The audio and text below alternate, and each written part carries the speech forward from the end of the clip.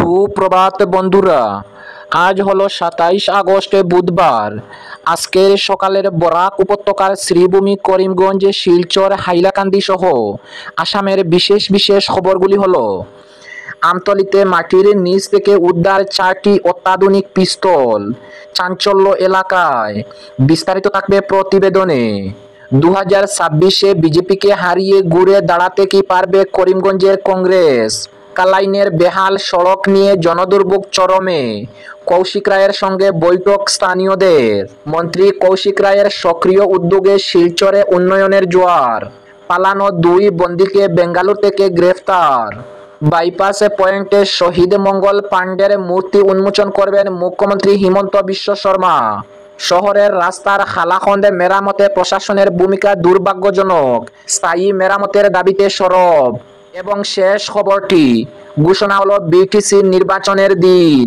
তাহলে বিস্তারিত খবরে যাওয়ার আগে অবশ্যই ভিডিওটিতে একটি লাইক দিয়ে চ্যানেলটি সাবস্ক্রাইব করে পাশের বেল আইকনটি বাজিয়ে রাখবেন এবং ফেসবুক পেজে দেখে থাকলে পেজটি ফলো করে ভিডিওটি শেয়ার করবেন, যাতে সঠিক খবরগুলি সবার কাছে পৌঁছাতে পারি। এবার শুনুন বিস্তারিত খবর। প্রথম খবর, আমতলীতে মাটির নিচ থেকে উদ্ধার 4টি অত্যাধুনিক পিস্তল। আগরতলার আমতলীতে এক রুদ্ধশ্বাস অভিযানে মাটির নিচ থেকে উদ্ধার হলো 4টি অত্যাধুনিক পিস্তল। গোপন সংবাদের ভিত্তিতে আমতলী থানার পুলিশ কিছুক্ষণ আগেই, অর্থাৎ গতকাল রাতে উত্তর মধ্যপাড়া এলাকার দীপঙ্কর সেনের বাড়িতে এই অভিযান চালায়। এই ঘটনায় গোটা এলাকায় তীব্র চাঞ্চল্য ছড়িয়ে পড়েছে। আমতলী থানার ওসি পরিতোষ দাসের নেতৃত্বে পুলিশের একটি বিশাল দল দীপঙ্কর সেনের বাড়ি ঘিরে ফেলে। অভিযানে উপস্থিত ছিলেন খোদ পশ্চিম জেলার পুলিশ সুপারও। পুলিশের নির্দিষ্ট তথ্যের ভিত্তিতে বাড়ির ভেতরে একটি ঘরে মাটি খোঁড়ার কাজ শুরু করে কিছুক্ষণের মধ্যেই মাটির নিচ থেকে একে একে বেরিয়ে আসে 4টি অত্যাধুনিক পিস্তল, যা দেখে চক্ষু চড়ক গাছ পুলিশ কর্তাদের। পুলিশ ইতিমধ্যে দীপঙ্কর সেনকে আটক করে জিজ্ঞাসাবাদ শুরু করেছে। এতগুলি অত্যাধুনিক আগ্নেয়াস্ত্র উদ্ধারের ঘটনায় পুলিশ মনে করেছে এর পেছনে বড় কোনো চক্র সক্রিয় রয়েছে। ঘটনার উচ্চ পর্যায়ের তদন্ত শুরু হয়েছে। অপরদিকে 2026-এর নির্বাচনে বিজেপিকে হারিয়ে ঘুরে দাঁড়াতে কি পারবে শ্রীভূমি, করিমগঞ্জের কংগ্রেস? সাংসদে গৌরব গগৈ অসম প্রদেশ কংগ্রেসের সভাপতি নিযুক্ত হওয়ার পর অসমের রাজনীতির অঙ্গনে করিমগঞ্জ জেলা কংগ্রেসের নতুন দম এসেছে বলে মনে করেছেন একাংশ রাজনৈতিক বিশেষজ্ঞরা। গৌরব গগৈ প্রদেশ কংগ্রেস সভাপতি হওয়ার পর করিমগঞ্জ জেলা কংগ্রেস কমিটির ব্যঙ্গে নতুন কমিটি গঠন করা হয়। এতে রজত চক্রবর্তীকে সরিয়ে সভাপতির দায়িত্বভার দেওয়া হয় তাপস পুরকায়স্থকে এবং সদ্য দায়িত্বপ্রাপ্ত জেলা কংগ্রেস সভাপতি তাপস পুরকায়স্থের নেতৃত্বে সম্প্রতি করিমগঞ্জ জেলা কংগ্রেসের পূর্ণাঙ্গ কমিটি গঠিত হয়েছে। দীর্ঘ টানাপোড়েন ও সাংগঠনিক দুর্বলতার পর নতুন কমিটি কংগ্রেসের কাছে অনেকটা আশার আলো জাগিয়েছে।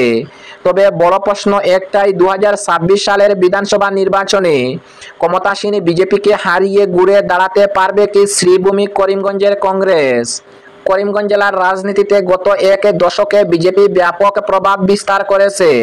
সংগঠনের তৃণমূল শক্তি, উন্নয়নমূলক প্রচার ও কেন্দ্রীয় নেতৃত্বের সক্রিয় উপস্থিতির ফলে বিজেপি ক্রমে নিজেদের ঘাঁটি শক্ত করেছে। এখানে বর্তমান বিজেপি সরকারের একজন প্রভাবশালী মন্ত্রী ও একজন বিধায়ক, একজন সাংসদ ও একজন প্রাক্তন রাজ্যসভার সদস্য সহ এমনি জেলা পরিষদ বোর্ড, পুরসভার বোর্ড সহ গোটা জেলার সিংহভাগ গ্রাম পঞ্চায়েত, আঞ্চলিক পঞ্চায়েত বোর্ড বিজেপির দখলে রয়েছে। অন্যদিকে কংগ্রেস দীর্ঘদিন ধরে গোষ্ঠীদ্বন্দ্ব, নেতৃত্ব সংগঠন ও সাংগঠনিক শিথিলতায় ভুগেছে। ফলে গত বিধানসভা নির্বাচনে কংগ্রেসের ফলাফল আশানুরূপ হয়নি। কংগ্রেসের একটি মহলের দাবি, নবনিযুক্ত সভাপতি তাপস পুরকায়স্থ স্থানীয় রাজনীতিতে অভিজ্ঞ মুখ। দীর্ঘদিন কংগ্রেসের সংগঠন ও ছাত্র রাজনীতির সঙ্গে যুক্ত থেকে তিনি নেতৃত্বে দক্ষতা দেখিয়েছেন। এর আগে তিনি দীর্ঘদিন করিমগঞ্জ শহর মন্ডল কংগ্রেসের সভাপতির দায়িত্ব সামলিয়েছেন। সেই অভিজ্ঞতাকে কাজে লাগিয়ে এবার তার নেতৃত্বে নতুন জেলা কমিটি, তরুণ ও অভিজ্ঞ নেতাদের সংমিশ্রণ ঘটেছে। রাজনৈতিক মহলের মতে এই নেতৃত্ব যদি একজোট থেকে কাজ করতে পারে তবে আগামী দিনে করিমগঞ্জ কংগ্রেস অনেকটা শক্ত অবস্থানে যেতে পারবে। 2026 বিধানসভা নির্বাচনকে সামনে রেখে নতুন জেলা কমিটির প্রধানের লক্ষ্য হবে তৃণমূল স্তরের সংগঠনকে মজবুত করা। অপরদিকে কালাইনের বেহাল সড়ক নিয়ে জনদুর্ভোগ চরমে, কৌশিক রায়ের সঙ্গে বৈঠক স্থানীয়দের। চরম বেহাল জুয়াই বদরপুর 6 নং জাতীয় সড়কের কালাইন বাজার এলাকা। এছাড়া কালাইন গিগাবর রোড থেকে লক্ষ্মীপুর প্রথম খণ্ড পর্যন্ত দীর্ঘ পথ জুড়ে খান্দাখন্দে ভরা রাস্তা। পাশাপাশি কালাইন শিলচর সড়কের কালাইন বাজার তেমাতা থেকে টিকর বুরুঙ্গা পর্যন্ত অংশের অবস্থা আরও শোচনীয়। বেহাল সড়কের হাল ফেরানোর দাবি নিয়ে মঙ্গলবার কালাইন থেকে এক প্রতিনিধি দল বরাক উপত্যকার উন্নয়ন, খনি ও খনিজ সম্পদ এবং খাদ্য ও গণবন্টন বিভাগের মন্ত্রী কৌশিক রায়ের সঙ্গে সাক্ষাৎ করেন। প্রতিনিধি দলের নেতৃত্বে ছিলেন বিজেপি কাছাড় জেলার সভাপতি বিপলকান্তি পাল। দলটির সঙ্গে উপস্থিত ছিলেন শিলচর জেলা কংগ্রেসের সাধারণ সম্পাদক সন্দীপ দাস। মন্ত্রী কৌশিক রায় পরিস্থিতির গুরুত্ব অনুধাবন করে তাৎক্ষণিকভাবে পূর্ত বিভাগ এবং NHIDCL এর কর্তৃপক্ষের সঙ্গে মোবাইলে যোগাযোগ করেন। তিনি সংশ্লিষ্ট কর্তৃপক্ষকে দুর্গাপূজার আগে কালাইন অঞ্চলের রাস্তা মেরামতের নির্দেশ দেন। এদিন প্রতিনিধি দল কালাইন সত্যরঞ্জন সিনিয়র সেকেন্ডারি স্কুলের প্রাদেশিকরণের বিষয়ে মন্ত্রীর সহায়তা প্রার্থনা করেন। এ বিষয়ে মন্ত্রী প্রতিশ্রুতি দেন যে তিনি স্কুল কর্তৃপক্ষকে শিক্ষামন্ত্রী রনোজ পেগুর সঙ্গে সাক্ষাতের সুযোগ করে দেবেন। অপরদিকে পালানো 2 বন্দীকে বেঙ্গালুরু থেকে গ্রেফতার। মরিগাঁও জেলা কারাগার থেকে পালানো 2 বন্দীকে বেঙ্গালুরু থেকে গ্রেফতার করল অসম পুলিশ। জিয়ারুল ইসলাম ও সুব্রত সরকার জেল থেকে পালিয়ে বেঙ্গালুরুতে চলে যায়, তবে সেখানে গিয়েই রেহাই মিলেনি। সেখানে 2 জনকে গ্রেফতার করা হয়েছে।